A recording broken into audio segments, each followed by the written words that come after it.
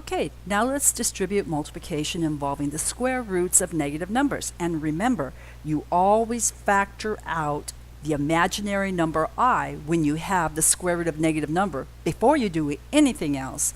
So as we start part A, we have the square root of negative 16, but that is equal to square root of negative 1 times the square root of 16, and the square root of negative 1 is the same as I. So we have I times the square root of 16, which is 4, times 4 minus 3 times the square root of negative 4. Well, here we pulled out the square root of negative 1, and down here we changed it to I, and we evaluated the square root of 4. It's 2.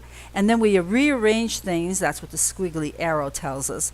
So we have 4 times I times parenthesis 4 minus 3 times 2 times I, and 3 times 2 is 6. So now we got it all the way down here to 4i times 4 minus 6i.